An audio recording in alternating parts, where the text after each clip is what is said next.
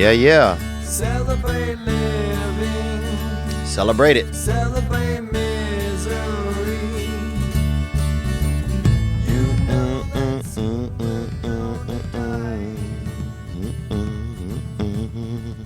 All right. What's up, you little crippled missiles? How y'all doing, huh? Huh? You little one-eyed arthropods, dude. What is that, a worm? I don't even know. What is an arthropod? A worm? I don't know. That's sometimes where you got to start at, man. I don't know. I know very little. That's going to be my new motto. Hey, buddy, you know something?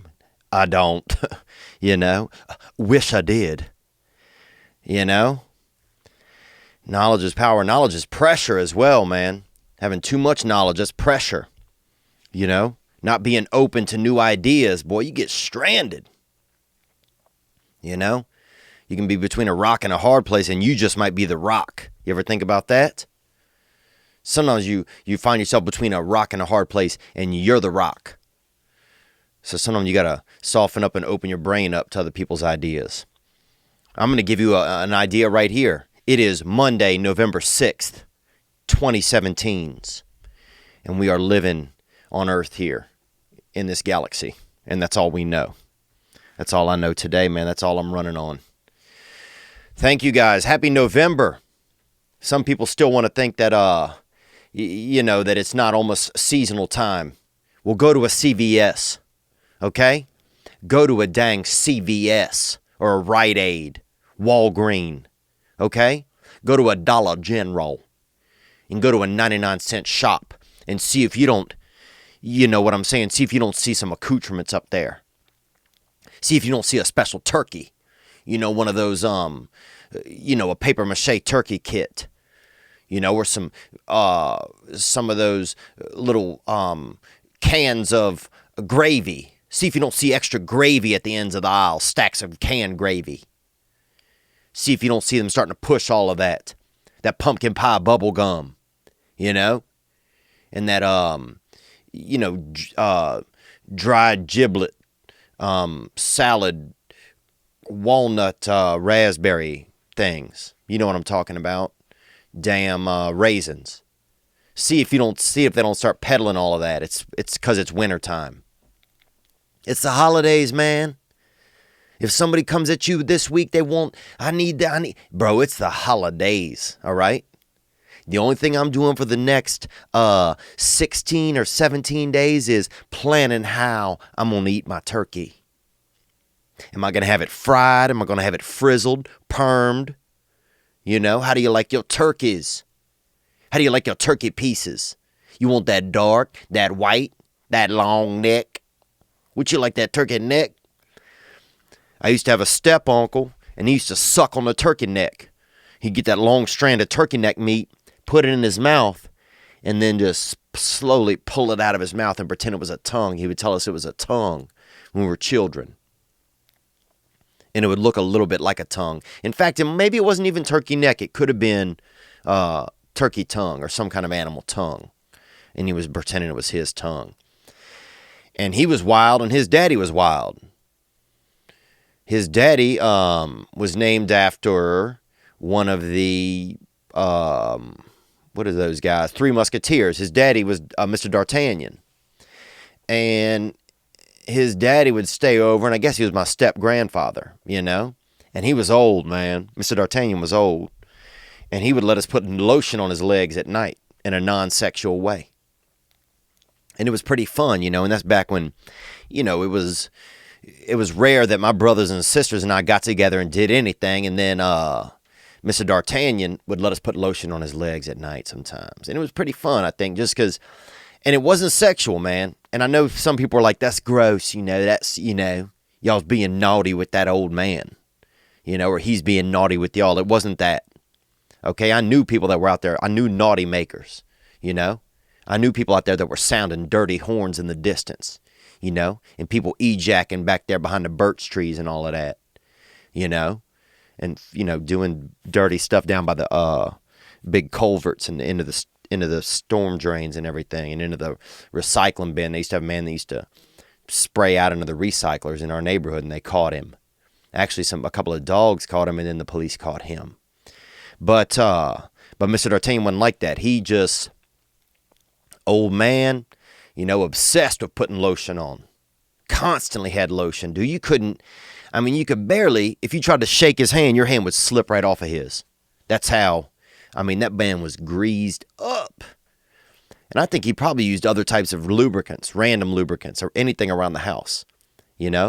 Coconut oil, thick water, Neosporin, anything, petroleum jelly, kerosene, He just liked to have a little bit of shine to him, a little bit of shimmer. He didn't like that natural skin. He didn't like I think he would have preferred, honestly, having more of a otter type body if he could have been an otter. But he was a man, Mr. D'Artagnan, and I know sometimes when he stayed by our house, he would let us kids put lotion onto his legs. He would put it on, he'd let us rub it in. And you think that's crazy, dude, but until you've rubbed lotion into an old man's knees, it's not bad. It's fun, kind of, it's almost, you're trying to get all this lotion into their skin, and it was pretty fun, man. But welcome to this past weekend, guys. Appreciate you guys joining me. Got a lot of cool stuff, I guess, that happened this week. We had some good callers. I was actually going to go to Africa. And it got canceled. I was supposed to go perform for a sheik or a sheik. Sheik. Listen to this. So the other day, I opened my email. I get an email 3 days ago. It says they want you in the Seychelles, which is off the coast of Madagascar. Oh, you thought it was just a cartoon? No, it's a country, you nut. You bag of damn dung jalapenos. Get the fire out of your feces, brother. Okay? Stay natural. It is a country, Madagascar. And off the island of it, there's a place called the Seychelles. And it is supposed to be just beautiful. So I get an email in my inbox. This is a neat thing about being in this business sometimes, is that I get an email in my inbox and it says, hey, they want you in the Seychelles. They want you. A Saudi prince or a sheikh. A sheikh wants you to come and perform, they said. And here's how it was going to be. I would fly there. It's 24 hours of flying, right? So I'd fly there. I could stay for 2 or 3 nights at the resort. You're also at a resort that's right there. And then you go to this special event that's going on for the sheik. You perform for the audience, and then you leave. You perform behind a plastic, you ever go to you ever be in a neighborhood, a scary neighborhood, or any neighborhood, and you go to pay for your gasoline at night, and the man is in there in a little cage, and at first you think he's sick. He has, they quarantine him. He's got yellow pox, or, he's got cat fever or whatever, cat scratch fever or whatever they call it. They keep him inside of the cage, and you got to slide things to him in that drawer, slide him a TV dinner or whatever, But that's what, anyway, actually those men are in there for safety, and they're behind a plastic thing. Well, that's the kind of thing you perform for the sheik. So his audience is all out there. You're in this, I guess, almost a human aquarium. You do your act and you leave. You never get to meet anybody at the party, blah, blah, blah, or the event. That's what I heard. That's what the offer was to me, right? They said, we'll pay you this amount of money. You got to go there. I said, and I could bring a friend. But I was like, it was regular, regular seating. And I'm not a fancy pants. I'll sit in regular seating. I'll sit by the window, if I have my preference. But I said, look, man, I'm flying 24 hours to get there. It was 3 flights, Dubai, Frankfurt. So I'm thinking, I'll go first class. So I throw that back. I said, look, only way I'm going is if I can go first class. And I don't need to take a friend. I asked 2 friends, nobody could go. So next thing you know, they come back at me and say, okay, first class. Boom. Next thing you know, tomorrow I'm supposed to be heading to Africa. Africa. To go over there and perform for the sheik. And then hang out for 2 nights or 3 nights at this resort. And instead, I get an email last night, literally 11:40 p.m., said the sheik, something else came up. He's going to be shaking on Shakedown Street somewhere else, and he can't be there, so I don't get to go to Africa now. So anyway, that's one of the trials and tribulations that come sometime in this business, You think you can go back to the motherland or the fatherland. I'm not sure which one it is. I know the motherland is Africa. The fatherland, I'm guessing, is what? Italy? Greece, probably. I don't know if you've ever had a Grecian around you, but they can be kind of fatherly sometimes, So anyhow, man, that was a little bit of a letdown for my week. What else is going on, dude? I don't know. I've been dealing with like some relationship type stuff, I like this girl, and I just got so much fear when it comes to that kind of stuff. It's so hard for me to like move forward in relationships and, commit to those sort of environments. I mean, it's just, it's almost like impossible. It's almost impossible for me to even, like make that connection and like believe that it's, I don't know if this is going to make sense, but in my brain, like believe that it's going to work out, I guess. I don't know, man. It's just really hard for me to commit, and I don't even think it's not that I don't want to. I think it's just that it's like I get to these walls where I can't. It's like I don't even know how to, the idea of having a girlfriend just makes me just panicked. It's just like, and some of it could come from, growing up and just having a tough, not a strong connection with my mother. That connection drove me bananas or whatever, I don't know. I'm figuring some of that out now, but yeah, just, and I had an instance, I was talking with this girl and, she wasn't feeling that good about herself. And I know all she wanted me to do was say, oh, you're pretty. She was feeling bad about her looks, and I couldn't say it, man. Like I know that's what she wanted. All she wanted was just me. She wasn't fishing for a compliment, but I know I could just tell that it would have made her feel good if I'd have said, look, I think you're very pretty. And it was easy. I knew that's what my job was as a human at that moment. But I just couldn't. It was like I was so scared that if I like let this person, if I helped make this person feel good, that that they would know that then I would be responsible for making them feel good again. And it's like maybe I didn't have enough. I wasn't I didn't know if I could do that, It's almost like I didn't trust myself enough to make myself the type of person who would make them feel good, again. I don't know if that makes sense or not. I'm trying to get through some of my thoughts here with you guys right now at this moment. I guess that's maybe wild. I don't know. But yeah, I just couldn't do it. I was just like, well, if I let her know that I care right now by saying this, then I'm going to actually have to care, and I'm going to actually start committing myself to caring, and that's going to be really scary for me because for most of my life, I've probably just been used to caring for myself. And not even in like an egomaniac type way, just in like a survival type of way, I think, Like I was just so probably afraid that nobody else was caring about me that I had to care so much about me, and letting some of that go and actually caring about someone else. It's just a slippery slope. So I don't know. That's some of the personal stuff, I guess, that's been going on. I need to make this announcement. I need, if you live in Los Angeles or have a friend that does, and you are interested in possibly working as a producer for this past weekend, drop me an email or hit me up on the hotline, 985-664-9503, or drop me an email, theovon@mac.com. I need some help. So things are happening here, and we're building up steam. And I need some help. So, that's one thing that it's kind of like a thought that's been resonating in my mind this week was the two things that I need to do are I need to work hard and I need to ask for help when I need it. And those are two things that have often been hard for me to do. I've always been a worker, but to work hard sometimes I can get sidetracked. And to ask for help, I've always had a tough time with that. But not today, not tonight, not today, whatever day it is, whenever you watch this. It's Sunday evening for me, November 5th, and it's Monday, November 6th for this episode of This Past Weekend. So that's what's going on, guys. We got some great callers. I'm going to hit those in a second.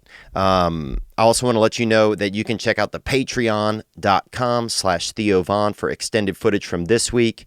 I also just put up a video on there. I got some new headshots and pictures taken. Because here in Hollywood, you got to have new pictures of yourself. You got to have pictures of your face and of your, your eyes and your nose and your mouth and your hair. And you have to have pictures of you. And I've been using this picture that looks like I work at a Chase Bank, like a young buck that works at a Chase Bank, like in Birmingham, Alabama, and is kind of like a young manager and might be, could possibly be bisexual. Those are some of the headshots that I've been using, and they aren't serving me anymore because I do not look like that right now. So the roles that I've been getting to go audition on are for young, possibly closeted bankers. I'm just joking. But also I've been going on roles for, generals in an army or things where then I get there and they're like, dude, you aren't going to be the general. You're going to be the guy peeling potatoes, So I've been having I got some new headshots. So those are the types of things I'll be putting up on the Patreon.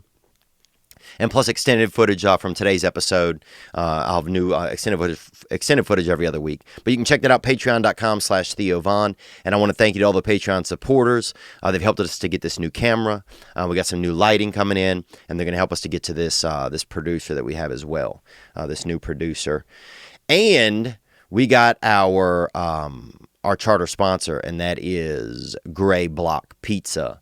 If you're in Los Angeles, hit up that Gray Block, dude. They got it. I had some this week, man. If I were to pick my teeth right now, whoo, taste, boy. Taste. That's Gray Block Pizza, and we're happy to have them on board. Oh, let me tell you this, man. I watched that Michael Bisping versus George St. Pierre fight. And I'm not, I remember the first fight I ever saw, this Irish fella named Milford King threw a senior citizen into a ditch fire when I was young. And that man came back at him, a senior citizen, Mr. Polito. He got lit up on fire, and that man stormed back at him. He thought he was dead. He thought he was going to die, but that man came out that ditch with flames piggybacking on his skin and on his flannels and on his suspenders. He had suspenders. And the last thing you want to have on when your clothes are on fire is suspenders, because that just means that it's harder to get all your clothes off. And I watched this old man just burn and just whirl, just coming right at him, just like a small senior citizen Italian flaming cyclone coming right at big Milford King with that. That man had 9-inch chest hair. Dude, that guy could cornrow his chest hair, man. And sometimes he would let some of the black girls cornrow his chest hair. And you'd think that's a lie, and that's not even a lie. But that's one of the first fights I saw. But I got to watch some of these fights, man. I went and watched 2 fights the other night. And that Bisping St. Pierre was wild, dude. St. Pierre, I mean, that man, first of all, he might be French. He might be Canadian, You don't even know, dude. I mean, he's so proper. He kind of looked like Lance Armstrong if Lance Armstrong got a hold of some actually good drugs, Not that shit that was just making him bicycle, Because anybody could damn bicycle, dude. I got a 7-year-old niece, that's out there competing locally and cycling. But to get out there and be UFCing, excuse me, you got to really be into it. And you got to have that high-class stuff going on inside of your body. But St. Pierre, man, he really got out there. And the way he finished off the fight at the end and was so just kindred about it afterwards. He's respectful of the sport, respectful of the audience. And so was Bisping, man. He said the same stuff. He said, that man's got a hell of a squeeze on him. He squeezed me out. And Bisping's wild, dude. He got blacked out. He didn't even tap out because you could tap your arm on the carpet. If you don't want to fight anymore, you can tap your arm on the carpet, you know? It's probably like at an old folks' home. If you've had too many pills, if they pilling you up, you just give that beat down and they stop the presses on that morphine drip or on them oxys. You know, they keep pop off them oxys. But, man, he just said, nah, I'm just going to go on all the way. I'm going to keep fighting until I'm unconscious. Man, that was incredible to see, dude. Because I will tap out before the fight starts. You know what I'm saying, dude? I will tap out. If we're supposed to fight tomorrow, dude, I'll tap out tonight before dessert. You know what I'm saying? I'll order 2 scoops ice cream and fucking tap out right here at the dinner table. So that was impressive, man, just to see men to go to those depths, you know? To see men go that deep and get into their brains that much. And thank you guys for joining me this time on this past weekend. I'm going to hit a call right here. We had some callers that hit the hotline. The hotline is 985-664-9503. We had some callers that hit the hotline. And we were talking about what's real, what feels real to people. And then we had a couple other calls that came in. I want to get to some of them. But I appreciate you guys. I appreciate you guys being here with me. And let's get into this call right here. Here we go. What's up, Theo? It's Devin calling again from Tampa. What's up, Devin? Thank you for calling from Tampa, dude. Tampa, if you get down there to Ybor City, I remember I was down there, and they had a lot of men. It was being gentrified. The downtown there, Ybor City, or Ybor, or Y-B-O-R, Ybor, was being gentrified, and also gentrified by predominantly gay gentrymen. So it was wild because you had this neighborhood that was kind of thuggish, but also there was a lot of, homosexual men running around, you know, and no offense if you're a homosexual man, I might be homosexual when I get older, you know, so don't take that out of my cards until I've played them all. You know what I'm saying? Don't take that out of my deck and don't judge me until I've played them all. But so you had this wild mix down there of thugs and men that was trying to catch that D, you know, or catch that, you know, not all of them trying to catch that, but at least trying to catch a hug or look you in the eyes for a long time, then that's natural during a conversation. And I got out there and I kept having these dreams when I was living there, while I was staying there for a week, that I was getting jacked, you know, because they had a lot of thugs and gangbangers. And that I was getting jacked by gay gangbangers, you know? I kept having this dream that a dude would run up behind me and be like, give me all your money and let me suck on your dick for a second, you know? And I kept having that dream. And then the guy he took my wallet. He made me jerk off into my own wallet and took my wallet. So that's how that dream ended up. But anyhow, that's some of the stuff that I went through whenever I was, being down there by Tampa. But let's go on, Devin. Thank you for calling. I left you a voicemail earlier, but I was all over the fucking place, so I'm calling you again and fucking taking a mulligan on that last one. And that's fine. You know, I know sometimes if people hit the hotline, it can be a little nerve-wracking just leaving a voicemail, not knowing, you know, if it's going into the ether or what. So I appreciate that. Onward. But I wanted to call, you know, maybe talk about what's real, as you said last episode. You know, I was in Tallahassee last weekend with my friends, and it got me thinking of, you know, what's real and just what's important to me. Because, you know, we were just sitting on the couch doing whatever and, just talking shit. And now, doing whatever sometimes can be drugs, or it can be, you know, rare. You know, I guess you could just be doing nothing also, nothing or drugs. Let's hear more. And I think that's what's real, and that's probably the only thing that's real right now. You know, you just have so many opinions on complete opposite sides of each other, and you know, both sides, you know, politically or just whatever, just seem to be so ridiculous these days. I can't even find myself having opinions anymore, you know. Oh, that's interesting. Yeah, it's like, is it even worth having an opinion anymore? It's almost kind of nice. It's almost like nobody wants to really hear anybody's opinion that much anymore, you know, especially if your opinion has to be right, you know, if you have to be right, you know. Oh, you know it all, do you, guy? Wow. Well, I'll be darned. You know? Yeah, it's tough. It is. It's almost exhausting even to have opinions. That's interesting, man. Appreciate you sharing that thought. Let's hear the end of this call. You know, so so what me and my friends, I think we tend to do and, value humor so much is because, we just really sit back and observe and just really make fun of it all. And that's a good thing to do, man. There's a lot of good making fun of it all. Now, the problem I notice out here in Los Angeles is a lot of them making fun of it all is it's so one-sided. I mean, you can't really be universal these days I feel like in humor. Well, in humor you can try, but it's tough, man. It's very hard for people these days to see other people's perspectives or to really want to try to. And that's really tough for a lot of people. But yeah, is it worth even having opinions? Maybe it's not. Maybe it's a time when we can take a break from having some strong opinions, and just get into what makes us feel good. But yeah, spending time with your friends, that is pretty real, man. A buddy of mine, he's a musician. He does music and he can do the piano and he can do, I think, different types of instruments. I have to ask him. But he invited me over to watch the fights. And at first I was like, I don't know if I'm going to go. And it didn't have anything to do with my friend. It just had to do with me. What do I want to do? What do I want to get out of my, I'm comfortable. And then I said, you know what? I'm just going to go. I'm just going to go.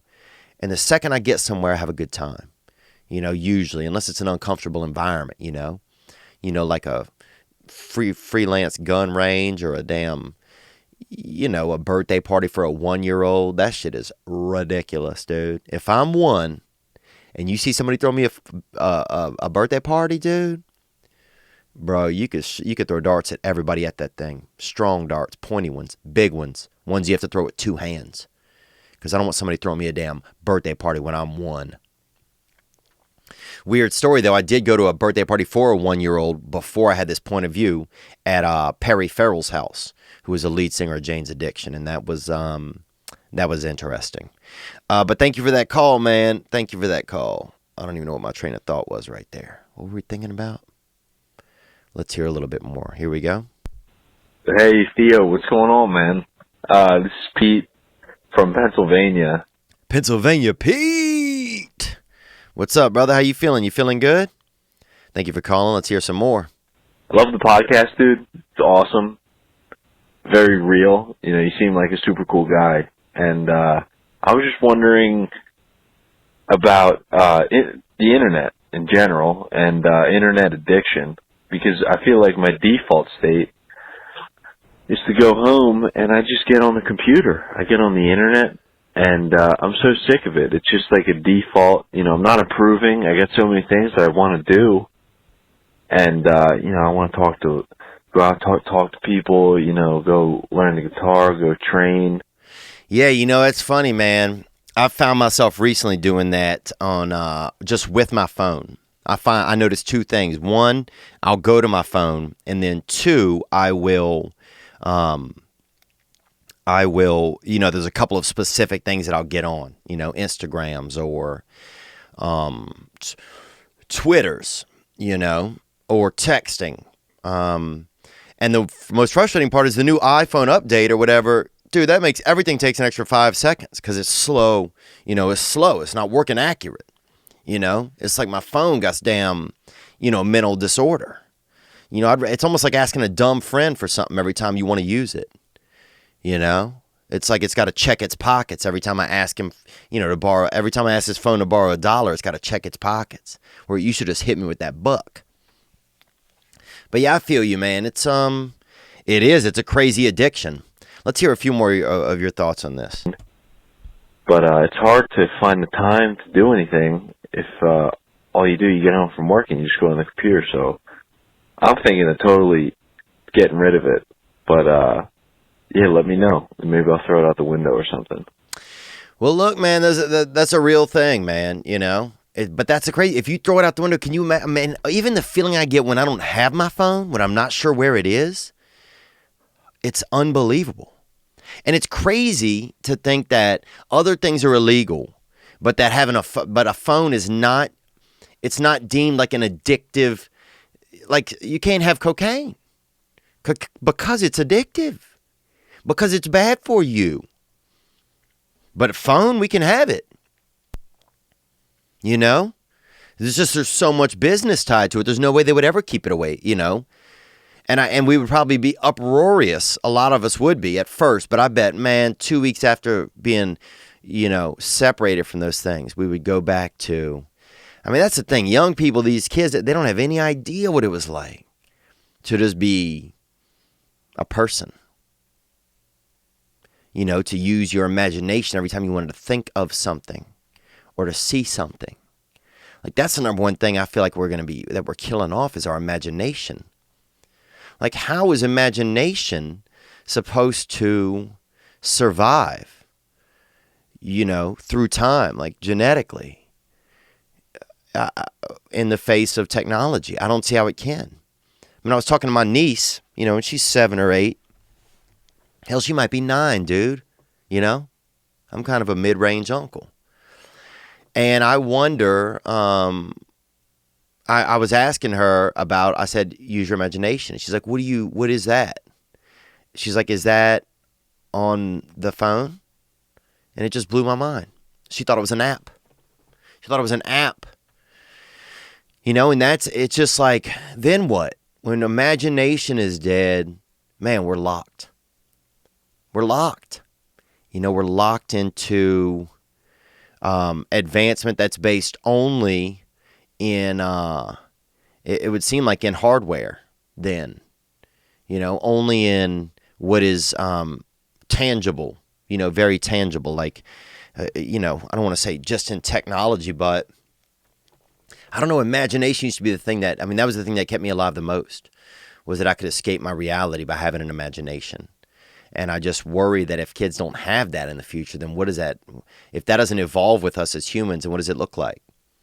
What does it look like when there's no imagination? When the only thing you're able to see is only what's in front of you. And that when you go look inside your brain to create something for yourself, you're unable to. It's bizarre. It's bizarre. It's like how, like, at what level of a phone is it still helpful to us? I don't find it that helpful. But then with that said, I'll be blasting out a link to this. I'll be posting something from this on Instagram or Twitter or Facebook. So it's like certainly of use, but is it as addictive as a drug? Everyone's addicted to the phone. Addicted. But then were there other things people were addicted to when they first came out? Shoes, spitting on somebody. Dude, I bet a long time ago people were like, no, I would never spit on somebody. And then somebody spit on somebody and somebody's like, oh, fuck yeah, I'm spitting on somebody. Or the first person that showed up with shoes, I'm sure everybody's like, what the fuck? Constance is afraid to have her feet on the earth. What a nutcase. She likes to, she likes to be upstairs, but only like a half inch upstairs, and Constance has on shoes. But then now Constance was a damn Constance Conquistador, she was a pioneer because everybody have shoes on, or the first person to grow their eyebrows out. Because if you look at a lot of pictures and stuff on cave drawings and all that hieroglyphics, a lot of people, they don't have eyebrows. They don't put eyebrows on people.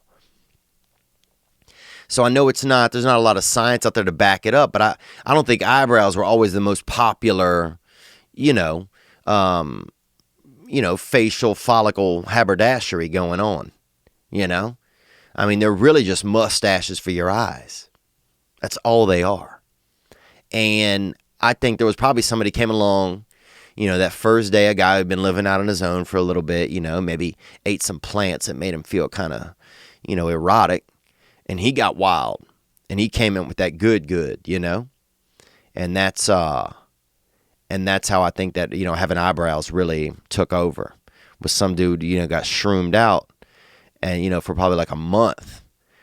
Shroomed out. You know what I'm saying, man? Where he just had the rings of Saturn around his neck every time he opened his eyes. You know what I'm saying? I'm talking about where, he might have seen the Mars rover land on his cheek because that dude was living in outer space. You know what I'm saying? He might have woke up with a Lance Armstrong taste in his mouth because that dude had that galactic breath. You know what I'm saying? Shroomed out. And then he said, I'm going to grow my eyebrows out. And I'm going to live a little, and I'm going to have mustaches above my eyes. Because I'll be damn if each one of my optical circles ain't going to be fucking a Burt Reynolds. So you know that. But I agree, it's addictive. Let's hear more. Let's hear another call here. Theo, it's Bo. I'm high again. Damn it. But, Okay, we got Bo. He's high again. Didn't know you were high the first time. Thank you for calling, Bo. You asked what was real. And I took a few days, and I thought about it. And I think it's family and friendship. And it doesn't necessarily have to be the people you were raised by or the people that are around you right now, but it's the people that you can just fuck up so bad and they still love you. Okay. So that's what's real is people, family and friendship. And we had the same thing that Devin called in about. And also that people you can fuck up and they'll just forgive you no matter what. And I'm guessing those are the people that are closest to you. So that's kind of a way to reframe them. Yeah. I mean, that is pretty real. I guess I see, mothers that when their sons get convicted of murder, now they got snapped because women are doing most of the murdering. Or when their daughters get, convicted of, conspiring to, derail an election or whatever, or their sons do, that that the mother is forgiving, that the mother is forgiving. And I've always wondered how that's capable. And I think because it's just probably that some of that familial, something that's beyond calculable. Yeah, that can't really be quantified. And that's that connection between strong friends or strong family. Let's hear more.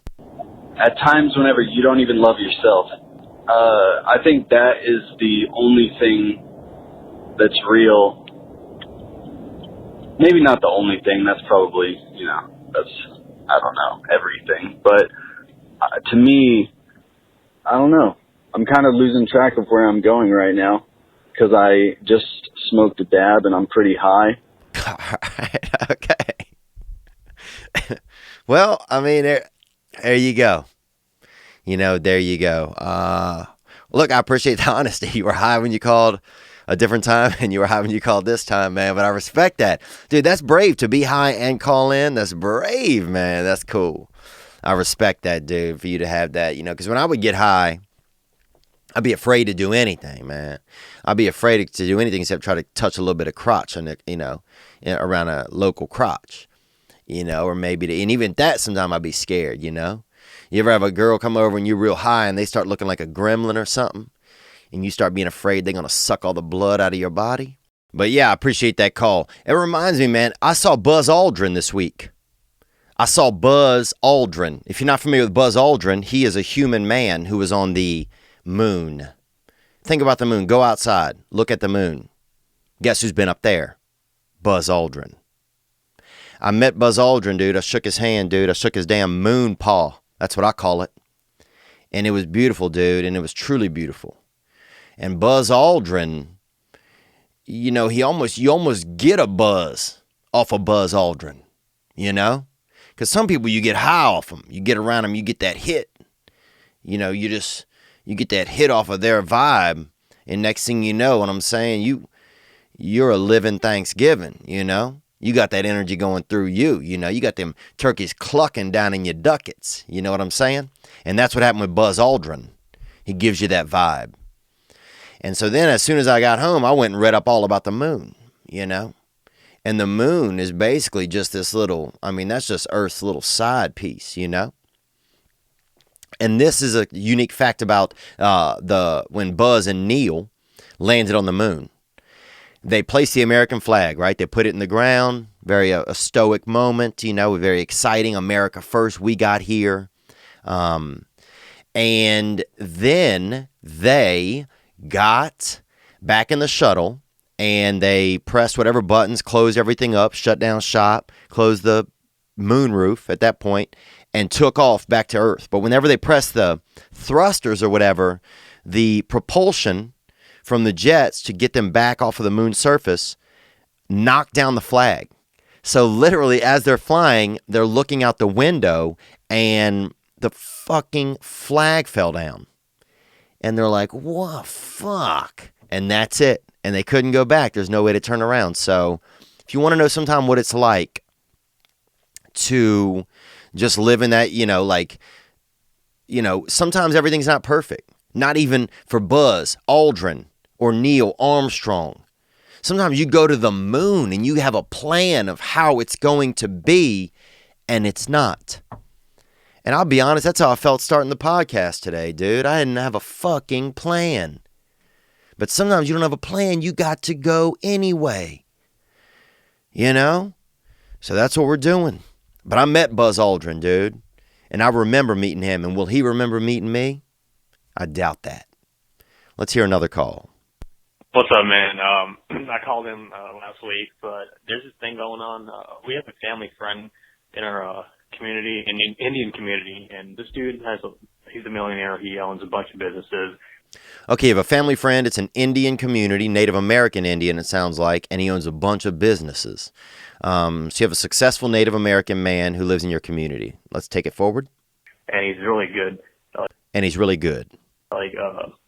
Financially. He has a family, kid, wife, and now for some reason last year he decided to hook up with one of my friend's sister. Ooh, that's a wild move because you sound like a young buck, and so now you got a financially secure Native American gentleman dating your friend's sister. Let's hear more. And he did that, and he started smoking crack. Okay, double up. And a bunch of random stuff happened to him. And now he just got out of jail from staying there for 1 year. And he left jail, and now we live in Louisville, and Norton Commons is kind of a rich neighborhood. Mm-hmm. So he had 26 guns in a Norton Common house, which is a millionaire's house. And they found crack pipes with some kind of drug residue. I'm guessing that drug residue was crack, brother. Onward. I know this sounds really stupid, but what kind of person really does that to themselves if they have everything going for them? It kind of reminds me of the Harvey Weinstein issue, but I don't know how those will be related. I mean, I'll tell you what kind. This is going to be an educated guess for me. What kind of person does that? An addict. This man is probably an addict. And you have to look at this man is probably ill. The man, obviously, if there's drugs there, he's buying guns. There's probably a lot of paranoia. It sounds like comes with a lot of that crack use. I've heard. I don't know. So that's me, guesstimating. But if you're on that crack, dude, they don't call it, they don't call it repair. They call it crack. You know what I'm saying? It's not it's not increasing the foundation. They don't call it caulk. You ain't out there smoking caulk. You out there smoking crack. Because crack will whack you out. Crack will put some chinks in your armor. Crack will break it down, literally. Crack will turn you into a San Andreas Fault person. That's what crack does, man. And so that's the answer to your question. These other things he's doing sound like dark side effects of crack, of drug use. He's chasing younger women.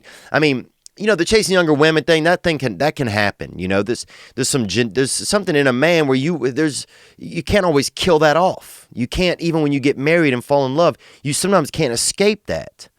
That desire, to want to be sexual or do sex with something younger, something, that's more closer to, the younger side of life than the adult side. And I don't mean that in any sort of pedophilia type of way, but, you might be attracted to a younger lady, a woman, So, but yeah, that's an addict. That's your question. Who would do that?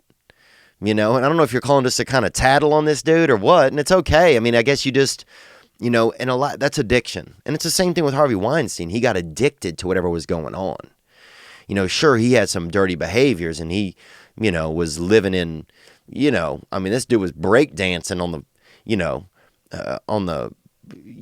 this dude was breakdancing on the, on the dance floor of sin. He's out there just, this dude was probably double jointed in his dick because he's out there straight up cock twerking, and doing the dark arts and, imposing his will onto women who did not want his will,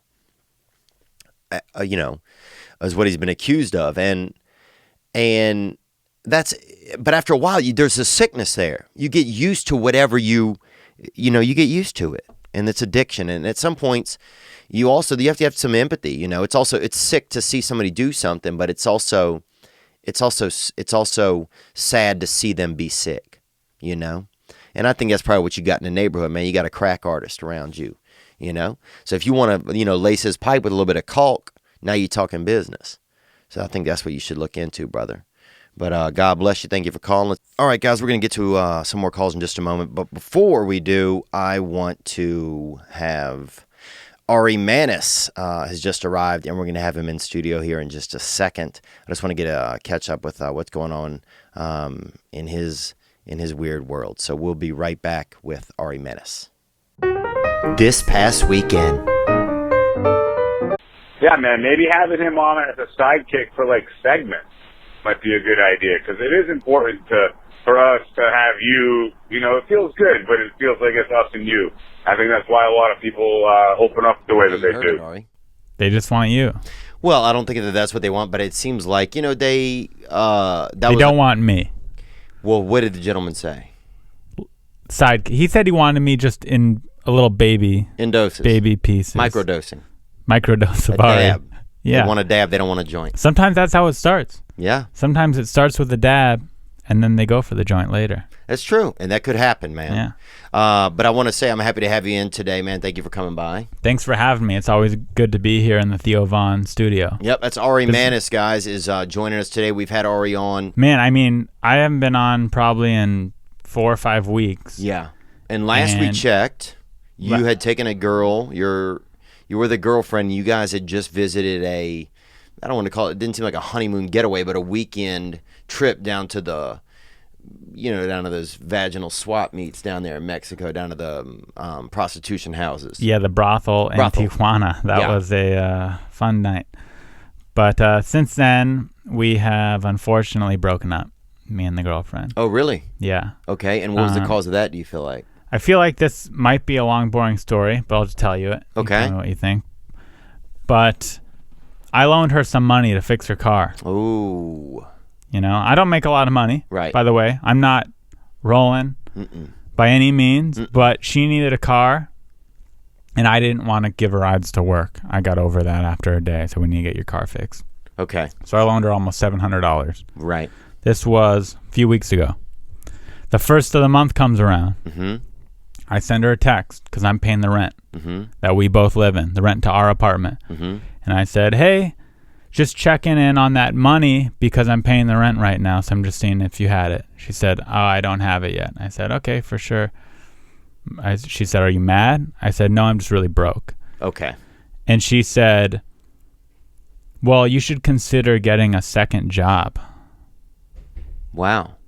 And do you agree with her?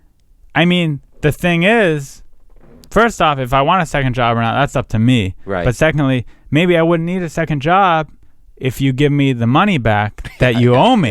Yeah. So it kind of flipped this switch in my head where I was like, what? Where do you get the gall, the nerve to tell me to get a second job when you owe me $700? Yeah. And gall, a lot of senior citizens say gall. My grandmother used to say Did gall. I use the gall correctly in that context? Great, but a lot of seniors used to use that, and almost that word's dying off. So I'm glad, literally dying off. I mean, both my grandparents used I'm bringing it back here on this past weekend. I'm glad to hear it come back. But I'm saying so that flipped a switch in your head. It just pissed me off, you know, that she would have the nerve to say that to me when she owes me money. So we started fighting, of course, back and forth. And then does she have a job? She has a full-time job, 9 to 5. Okay. Over in Culver City. Okay. Right? Maybe I shouldn't say that. Over in Los Angeles. And so I ended up breaking up with her. And she came home and we cried. And I think she realized that she messed up in this situation. And she said she wouldn't do it again. But we just fight all the time. I mean, I've talked about a few fights just on this podcast. Yeah. Did you feel like you were trying to get out of this anyway, and this was just that opportunity? Maybe a little bit, because I have talked about it before, but in the moment, I wasn't thinking this is my out. I was thinking this is bullshit. I'm ending this. So we broke up, and it's been 2 or 3 days now, and I miss her. And when it hits about midnight... Have you been masturbating to her, thoughts of her? No, I've been using the regular porno. Okay, so you're not using her, like... No, not old pictures or anything like that, or sex tapes that home videos we've recorded. Oh, you guys did all that? Using that. Yeah, I got all that. And you saved all that? Yeah, I'm not saying I'm going to keep it forever. Right. I may or may not. I feel like that's up to me. I think we both agreed to doing it. Therefore, unless she asked me to delete it, I think I have the right to keep it. We were both consenting adults. Though? Who's on the tape? Me and her. Yeah, you are too. Remember that, though. Yeah, that's I'm the on thing it about too. the sex tapes. Yeah, I definitely don't want to release it. Yeah. Well, I wouldn't release it. I mean, who's gonna buy it? 20 guys at the Comedy Store. You know what I'm saying? Who's gonna? I think actually maybe a few more. Sorry, I think more people would release it. Not for me, yeah. For her. She's an attractive young lady. Oh, that's true. Yeah, she's out of my league. Yeah. Which brings me to my next thing that I was gonna say, is I miss her. Okay. And do you feel like you made too big of an issue about the money? Well, to me, it wasn't the money. It was the. Yeah, I don't mind loaning her money. I trust her that she'd pay me back, and at the end of the day, money is money. But it was kind of just the way she treated me after owing me money. Okay. So you lent her the money with the stipulation she was going to pay you back. Mm-hmm. Was there a timeline on how soon? No, just as soon as she could. But then it was just the fact that she was telling me I should get a second job. Right. That I should quit complaining. It's like, you... Were you complaining a lot about the money? No. It was that one time on the first of the month when rent was due. How long after you loaned her the money did she... was that text exchange? Week, maybe a week after that. Yeah, well, so a week later, somebody's probably not going to have the money. Right, but I wasn't making a big deal of it. Right. I wasn't saying, where's my money? I just said, hey, I'm paying the rent. Do you by chance have the money? So really just kind of also a reminder to keep it fresh. Yeah, keep it fresh. But my question for you is, I miss her right now, but we were fighting all the time back and forth, off and on. Should I take her back? Is she willing to come back? Yeah. Are you willing to excuse a $700 payment? Yeah, it's not the money thing. It was just kind of... Right. What's going to change? Exactly. I don't know. Do you love her? I love her. Wow. I don't know. That's a tough one, man. It's a tough one when there's love involved there's money involved, there's obviously some loneliness. It seems like you seem a little lonely. Yeah. Not a lot, but some. Sure. Because you're a sexual you're out there. I'm a deviant, number one. I mean, I tried going to the brothel this last weekend to try and make myself feel better. Did you? Maybe for about 10 minutes. You went all the way down to Mexico for 10 minutes? I went to Mexico. I was doing shows anyway. But right. yeah. You were doing shows in Mexico? In San Diego. Okay, so then you went into another country. And then after that, for 10 minutes for some type of a sex exchange. Possibly. Okay, yeah. I mean, look, it's okay. I'm just saying. Yeah. Let's don't be like, I'm going through hard times. Yeah, let's just don't say you're wandering around San Diego. If you're judging me right now, I just want to get the facts straight. Like, so you're wandering. I don't want to be like, I was wandering around and just, I went to the Hong Kong. Okay. With a friend. And the Hong Kong is for those you got to know, the Hong Kong is the sexual establishment, the distribution center in Mexico. It's a legal brothel. Illegal brothel, my bad. Tijuana. Okay. Legal. It's allowed, yeah. And I went there to try and make myself feel better. Did you purchase a lady or purchase some service? I may have, yeah. It's fine. Yeah, I did. Okay. Yeah, I did. And did you feel better? No. At the end of the night, I didn't feel better about doing that. So, I mean, the issue is if I take her back, forget about even this story of why we broke up.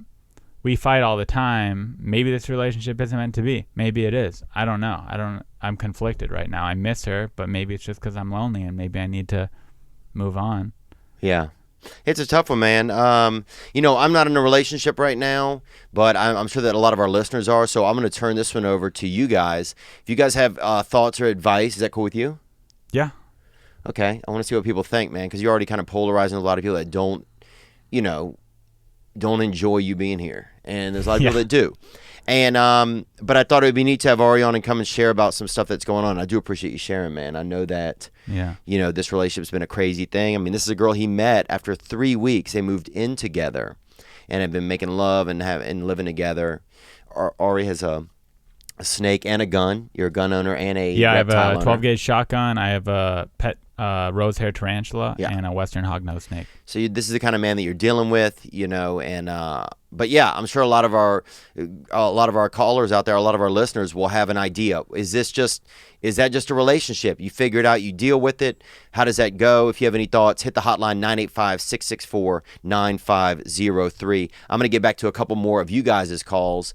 Ari, will you come back this week? Maybe we'll do like a follow-up where we can listen to some of the calls that come in. Sure. Is that cool? Yeah.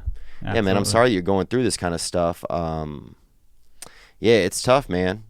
It's tough, dude. It's tough. You have to. Fuck, I don't know. I'm lonely. So. Yeah. Yeah. I think everyone is. Yeah. It's a normal thing. Yeah, we all. Yeah. Well. It's human. It's human, man. We're humans. Let's keep it human. We'll be right back. I'm gonna get Ari out of here. We'll be right back just with the regular program. This past weekend. Let's take one more call, man. Here we go. Yo, Theo, my name's Greg. I'm going to try to take this slow because I'm a little slow. It's okay, man. I've been slow, and I probably still am slow. So, game recognized game, baby boy. I finished college. I had about 270 hours of college. 1 degree. So, you do the math, dude. Daddy was taking his time. Thank you for calling in, Rick. I'm 51. I just moved out to California in January of this year, 2017. Welcome. Got out of a long relationship, 16 years, of which the last 12 were without sex. Okay, so 12 years without sex. That's 12 years of jerker. That's a new, that's 12 years a slave to some hand activity, but that's okay, man. I appreciate you sharing that because that's a real thing, that some relationships, that's not always it's not always part of the definition of what a marriage is, composed of. Sex ain't always in the recipe. Let's hear more. So I don't know what it means to be a man, but that part of my life didn't feel much like a man. What else? Yeah, that can make you feel unmanly, dude. Even if some of it's, even I notice if I've been in a relationship, because I've been in a relationship where I wasn't even being sexual, and that made me feel, it makes you feel like something's wrong with you. But sometimes you're in the relationship and it's not about, there's relationships I've been in where it's just about getting that doink, You know what I'm saying? Hitting that wet, copping that stem, hopping that, hopping that crop, killing that canal, you feel me? And sometimes it's not about that. Sometimes it's about other things, and then that's just a side item. And when that side item is not on your plate, if they take the fries off your plate or they take those greens off your plate, you still got to eat that steak. And so that's a lot of people's marriages. It seems like as you get into it, I could imagine that the day-to-day is just chewing on that steak. Even though you had that steak, that steak is going to be pissed, or that steak going to leave their coffee cup in the kitchen, or that steak ain't going to leave enough milk for you, or that steak going to be furious if you can't find the baby's shoes. But that's the steak. That's the steak of it. And sometimes you stay because that's your steak, man. That's your steak. You grilled it. Y'all cooking it together. You grilled it. That's your steak. And so you saying these side items got took away, but you still got the steak that you lived with for 12 years of steak. So I won't make any more 12 Years a Slave references, title movie references. Let's go. Here we go. More. Got fears, lots of fears, a lot of regret, a lot of stuff that I hadn't accomplished in life. But I got my shit together. After 28 years on the big pharmaceuticals for antidepressants and anxiety, and 16 years on painkillers after being hit by a car, and Ooh. I'd love to know what kind of car, if you don't mind dropping that call in or a text into the hotline, 985-664-9503. You're talking to a Trans Am survivor. Onward. Falling off a railing. I weaned myself all that stuff, the pain meds. I had my last Effexor, January 3rd. Still do a little of the devil's cabbage, if you know what I mean, but that was with psychiatrist and therapist blessing. Well, man, congratulations on getting off that Effexor, you know? I mean, I know that those pills are powerful, dude. I know that they're more powerful than us. And I don't know why they made them like that. You know, why that these companies think that we're so, you know, we don't have enough will inside of us to also help get us through the tough times. But I applaud you for that, man. Congratulations. Let's hear more. They gave me the clean bill of health. Sent me on my way out to California. Start things over. I don't know what it means to be a man. That's what I'm trying to figure out now. I'm not in the cloud anymore, and that feels real good. And I got to thank you for talking about feelings instead of how you doing, how you feeling. That's what it's all about.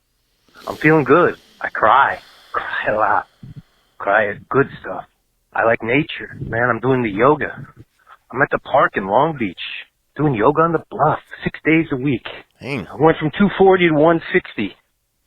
Wow, and I'm going to stop you there, man, and I appreciate it. Because I'm just thinking about change, man. It sounds like you have a big change. A lot of change has occurred in your life. And this feels really, you know, at 51. I mean, you sound 30. You know? You sound like the energy of a 30. Man, that's 30. You know, you got...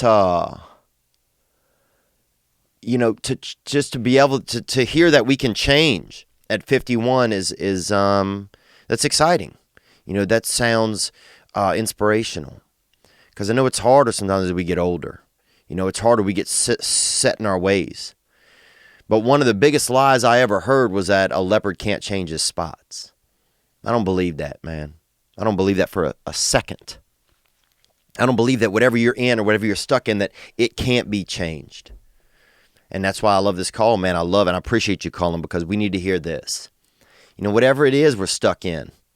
You know, sometimes you just have to get through. Sometimes, you know, if you committed to a relationship, you committed to raising a child, you get through. You chew that steak. You get through it.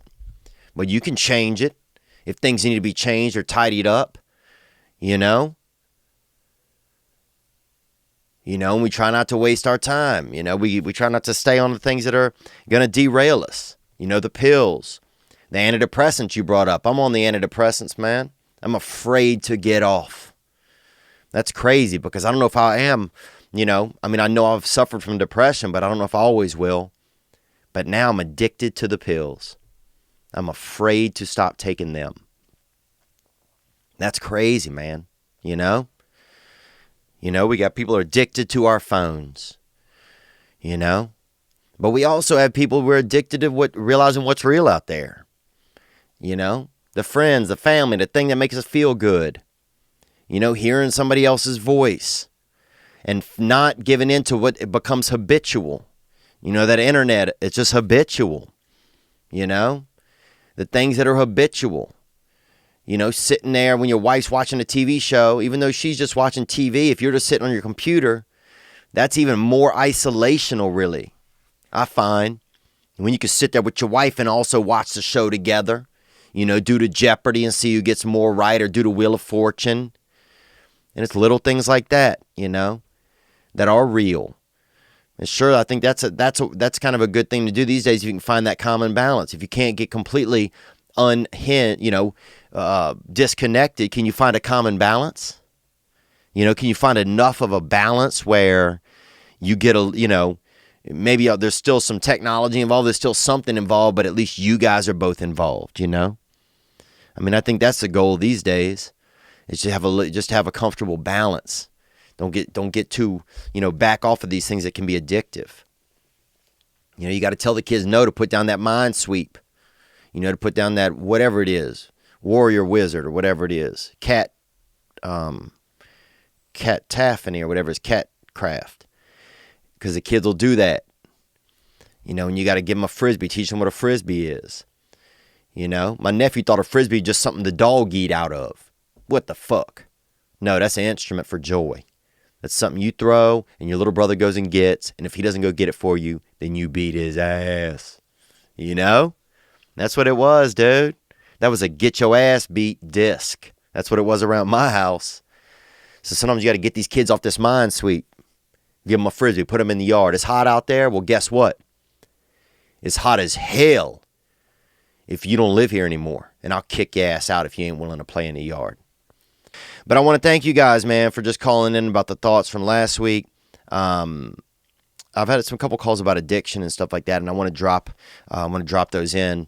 But you know, I'm getting to it as I can. I'm excited for some of the new stuff that we have going on. Check out theovon.com/store. I will see you in Huntsville, Alabama, coming up November 16th through the 19th. And then I will also be at Cowboys. I think that's what it's called. December 1st or December 2nd, and that's in Calgary. I think it's December 1st, Calgary, Canada. And that's all I have right now. That's what's on the calendar. So come check me out. Stand Up Live Huntsville, November 16th through the 19th. And then in Calgary, December 1st. I'll put the Calgary date on my calendar so you know exactly where that show is. Thank you guys for your support. And on the way out, this is Spencer Jacob Grau is going to take us home today. And this is his song, Celebrate Living. Spencer Jacob, Grau. Here we go.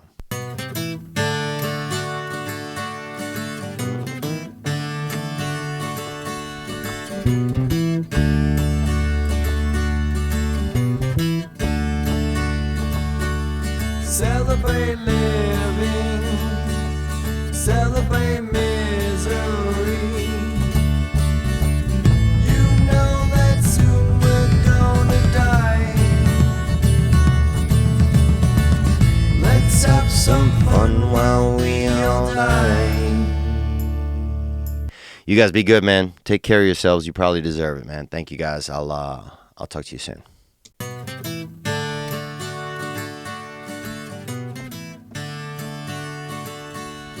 Thank you.